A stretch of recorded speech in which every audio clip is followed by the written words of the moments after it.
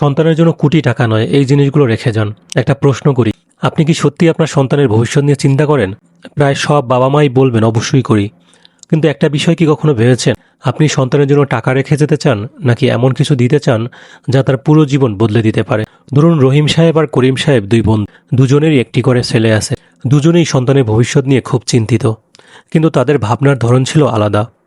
রহিম সাহেব সারা জীবন শুধু টাকা উপার্জনের পিছনে ছুটেছেন। তার বিশ্বাস ছিল সন্তানের জন্য অনেক টাকা রেখে যেতে পারলেই সে সফল হবে। অন্যদিকে করিম সাহেব শুধু টাকা জমাননি, তিনি ছেলেকে ছোটবেলা থেকেই শিখিয়েছেন টাকার মূল্য, সময়ের মূল্য এবং পরিশ্রমের মূল্য। ২০ বছর পর দেখা গেল দুই ছেলের জীবন এক নয়।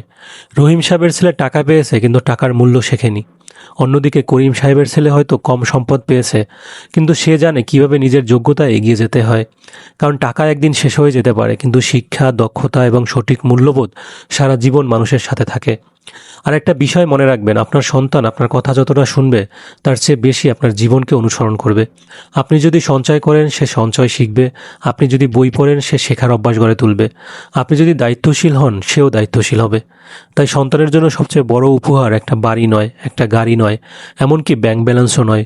সবচেয়ে বড় উপহার হলো সঠিক শিক্ষা, সুন্দর মূল্যবোধ এবং শক্তিশালী চরিত্র। কমেন্টে লিখুন আপনার মতে সন্তানের জন্য সবচেয়ে বড় সম্পদ কি, টাকা নাকি শিক্ষা?